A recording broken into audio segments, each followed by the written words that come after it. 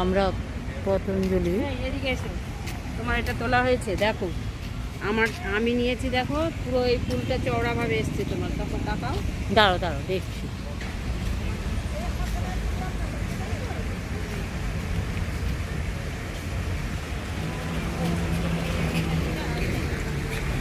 Patanjali Ayurveda hospital, দেখুন কি সুন্দর না, পতঞ্জলি আয়ুর্বেদ হসপিটাল।